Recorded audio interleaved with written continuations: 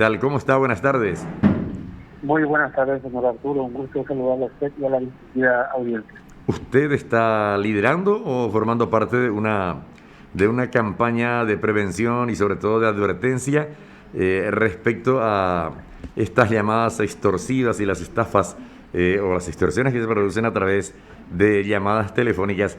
¿Será que puede brindarnos detalles, comisario?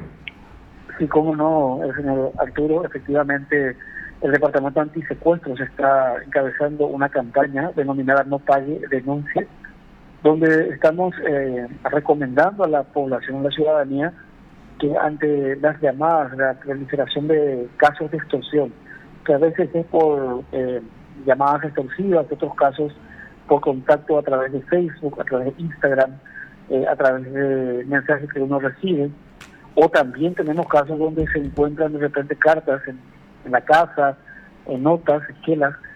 Entonces, ante cualquier caso que se dé, nosotros tenemos un call center que es el asterisco 377, donde el ciudadano puede llamar de cualquier operadora y va a ser asistido por un experto en el área de anti-extorsión las 24 horas, los 7 días de la semana. Y estamos recomendando de que tomen todos los recaudos preventivos en cuanto a estos casos que se puedan dar. Estamos teniendo una cantidad importante de casos diarios, justamente porque hay mucho movimiento económico en este momento, ahora por el cobro del aguinaldo, entre otros, y bueno, entonces la gente está teniendo un poco de efectivo y es lo que aprovechan también los delincuentes para poder hacerse también de, como se dice, eso a gusto. ¿Qué es lo que la gente debe hacer cuando reciben este tipo de llamadas? Bueno, directamente las recomendaciones que damos son puntuales. Primero, tienen que mantener la calma, porque Claro. lo que el extorsionador utiliza es más bien el elemento emocional o Exacto, sí. psicológico de la víctima, ¿sí? Exacto, sí. Una vez que se da cuenta que la víctima perdió, digamos, los estribos, está totalmente fuera de sí, ya totalmente presa por el pánico, por el miedo, entonces viene la exigencia de dinero.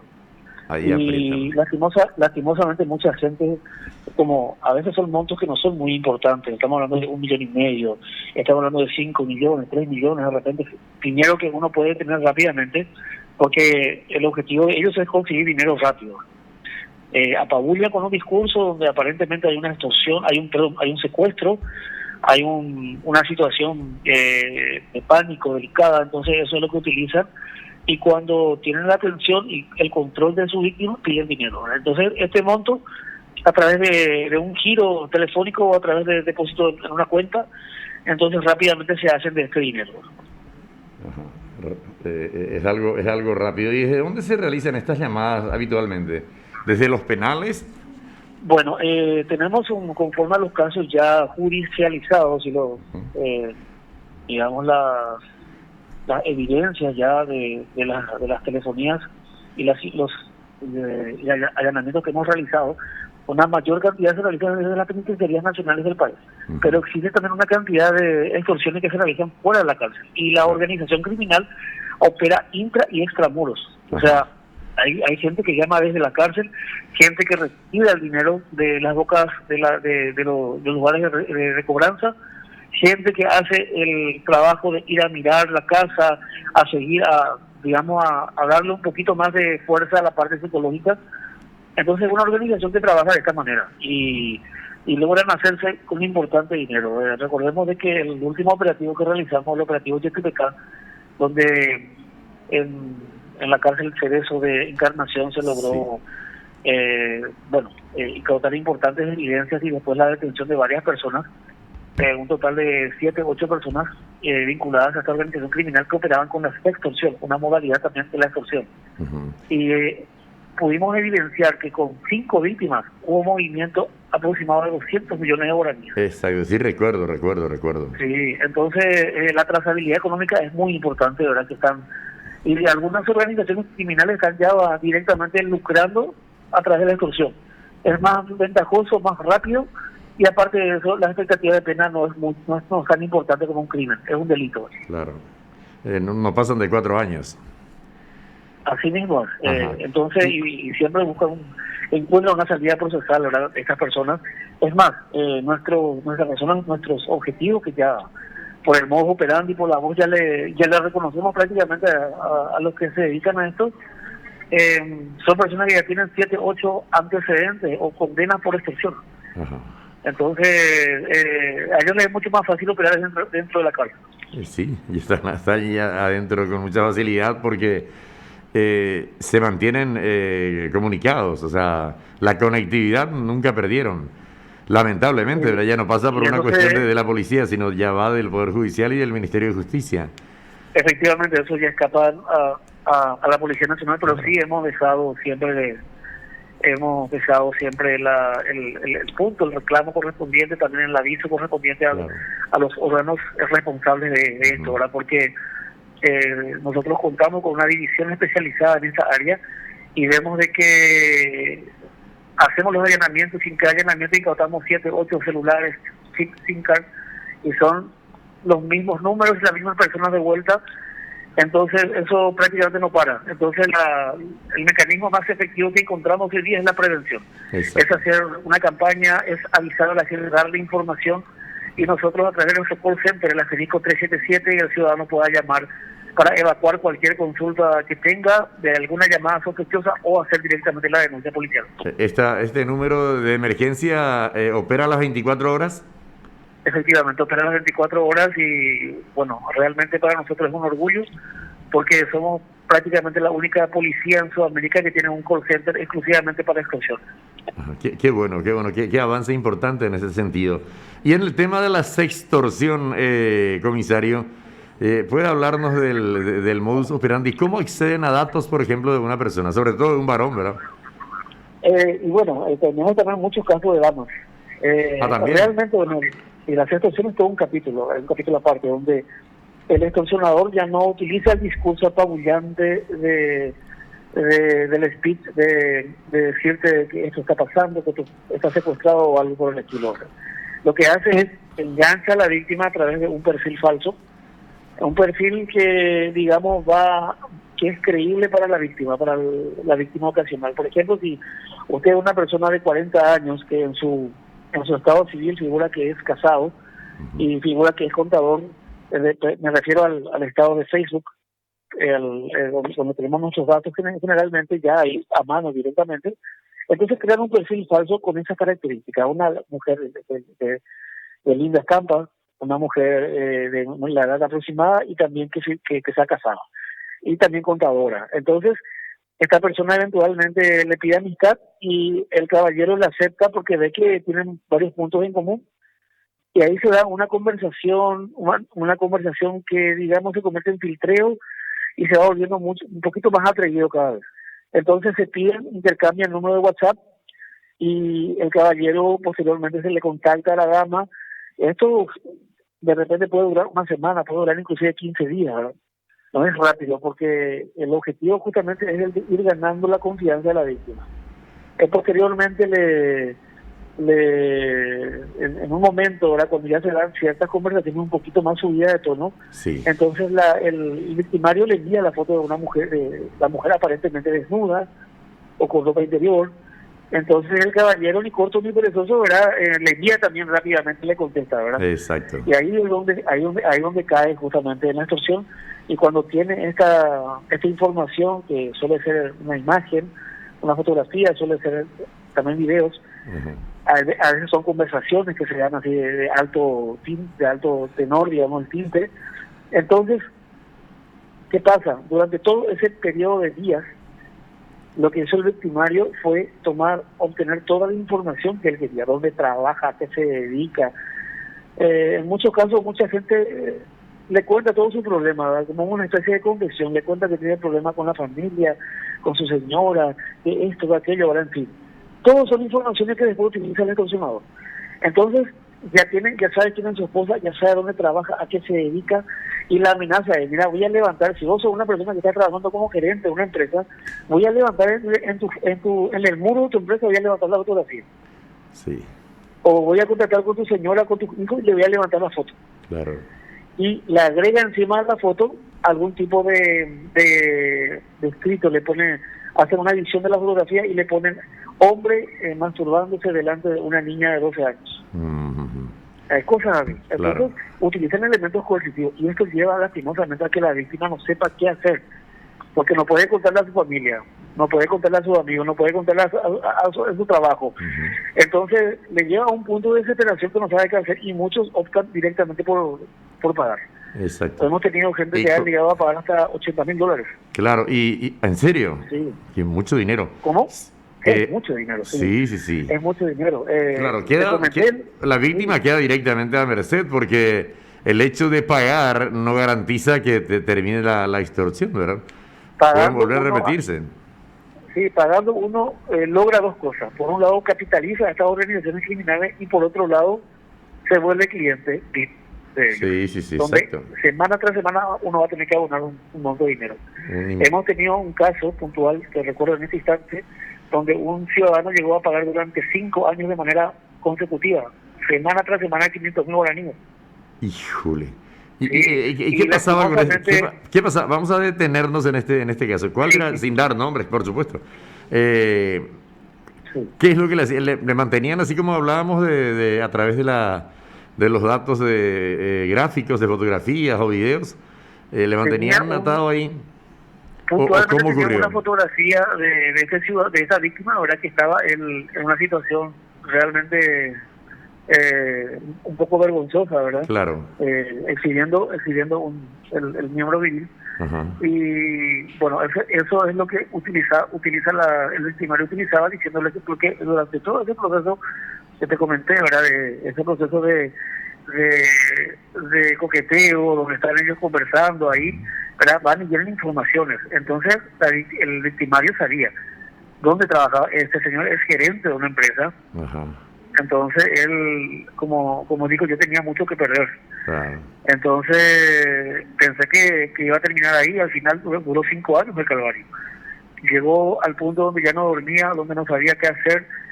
Inclusive muchos piensan inclusive en el suicidio porque toca muy fuerte el aspecto emocional. Claro, por supuesto. Hay un caso, Arturo, que lastimosamente esta semana que pasó, una persona que fue víctima de esa extorsión lastimosamente terminó suicidándose en Areguá. ¿En Areguá? Sí, Ah. eso pasó esta semana, ¿verdad? ¿Una persona joven? ¿Cómo? ¿Es una persona joven? No puedo dar más datos porque tenemos un protocolo justamente Claro. de protección No, yo, de la no, identidad yo de las preguntaba víctimas. nomás porque el tema, llegan a un cuadro depresivo muy, muy grave realmente, las víctimas de este tipo de extorsiones. Y cuanto más edad uno tiene, es más fácil entrar en un cuadro depresivo. El 51% de los casos que tenemos corresponden a personas entre 31 y 50 años de edad. Personas que ya están formadas, que Sí, tienen sí, sí. generalmente ya familias, que tienen algún cargo público, privado, en Sí, fin. una imagen Personas ya bien establecidas. una imagen que proteger. Efectivamente, una imagen que protege. Y Ujú. se dio algo muy interesante con la pandemia, ¿verdad? Que subió los casos de extorsión, subió por las nubes. Tuvimos digamos, una explosión de casos de extorsión. Inclusive gente de la tercera edad, gente de 67, 68 años, fueron víctimas de la extorsión, ¿verdad? Sí. Y es muy importante, por un lado, manifestar al ciudadano de que el Departamento Antisecuestro, con la Unidad Fiscal Especializada de Antisecuestros, tenemos un protocolo de intervención donde cuidamos la identidad de la víctima, donde nos difundimos la identidad, Sí, justamente para cuidar ese aspecto, el aspecto personal, el aspecto íntimo del ciudadano, Sí. y lo que evita que el ciudadano haga la denuncia. Ajá. Entonces es muy importante que el ciudadano sepa de que no se va a divulgar su identidad. Se mantiene la de que privacidad a toda costa. se mantiene la privacidad, que se contacta al asterisco 377, Ujú. que mencione que fue víctima o que está siendo víctima, o como tuvimos algunos casos, si tienen un amigo, una amiga, porque tenemos casos de mujeres también, que llamen al asterisco 377 y pongan a conocimiento que tiene la información sobre una persona que está siendo víctima. Entonces Claro. se ve la manera de abordar. Nosotros tenemos una psicóloga también en el equipo del Departamento Antisecuestros, quien ella justamente realiza los primeros auxilios emocionales y el acompañamiento emocional, el acompañamiento psicológico a estas víctimas. Ujú. Entonces tenemos todo el equipo, un equipo realmente de primer nivel que está para el ciudadano, para todos ciudadanos de nuestro país, un equipo del cual nos sentimos sumamente orgullosos y está al servicio de cada uno de los paraguayos y paraguayas de nuestro país. Claro, y trabajan también en este tema, sobre todo hacia el norte, en este tema de las llamadas extorsivas, atribuyéndose la pertenencia al EPP, por ejemplo. También hay una unidad de dentro de la unidad antisecuestro de la policía, digo. Cuando salta una información sobre estas organizaciones criminales, llámese EPP, PCC, Comando Bermelo, ¿verdad? O algún atentado que ocurrió, algún homicidio que ocurrió. Entonces, por lo general, en ese día, como eso está digamos, saliendo en todos los medios de comunicación, y está captando la atención de la sociedad, entonces al día siguiente, o esa misma noche, ya empiezan las extorsiones por personas que se hacen pasar por integrantes del EPP o del PCC. Uh-huh. Ya le dice a la persona, mira, y son informaciones que la propia víctima tiene a merced de los delincuentes. Son informaciones con las que ellos arman la película que se tiene a mano, tu dirección, tu nombre completo, y generalmente ponemos nuestro nombre completo en el Facebook. Exacto, y ahí facilita la búsqueda. Valbuena. Uno encuentra en el ¿cómo se llama? En el directorio telefónico, encuentra ahí, busca y le encuentra a esa persona en el Facebook. Por eso le pedimos a las personas que tomen los recaudos de prevención. Es importante poner el nombre y un alias al lado, para que podamos identificar a estos delincuentes. Exacto. Y así es. No, vamos a desviarnos un chiquitito porque yo sé que usted también estuvo trabajando en ese caso. ¿Qué opinión tiene el comisario de esta detención de una de las hermanas Villalba, Mariana Laura Villalba? ¿Sabe algo de ella? ¿Trabajaron ustedes seguramente en el Departamento Antisecuestro de la Policía Nacional? Fue detenida ayer ella. Sí, solamente quería aclarar un poquito de eso, hablé también con la producción anterior, con anterioridad, que existen los voceros que están encargados justamente y físicamente de hablar al respecto.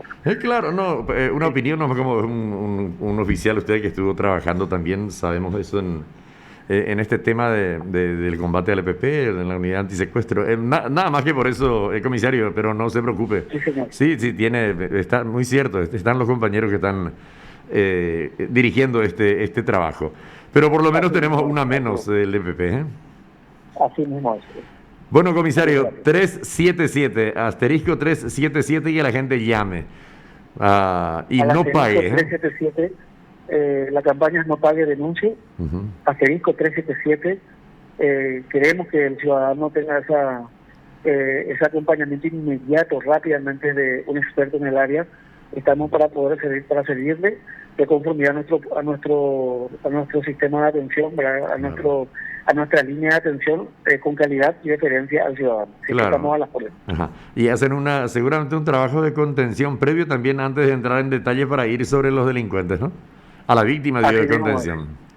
Es un trabajo integral, ¿verdad? Trabajamos de todos los puntos, de las aristas, ¿verdad? Para poder dar una atención dentro de los más altos estándares de calidad.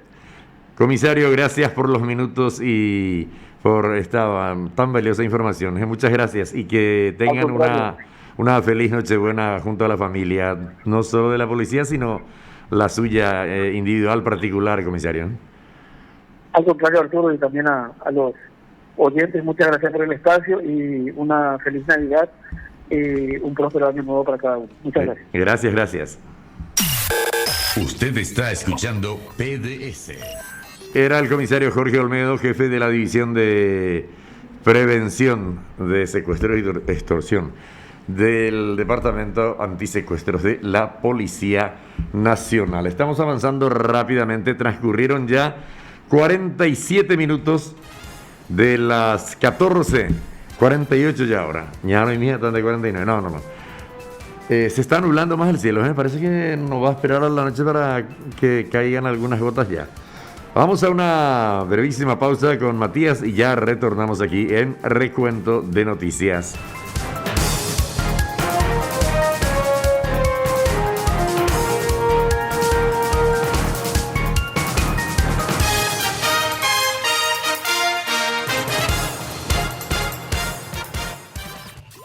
Desde Asunción, Paraguay, transmite el primer medio de comunicación que busca justicia en la justicia. Escúchenos en www.pds.com.py.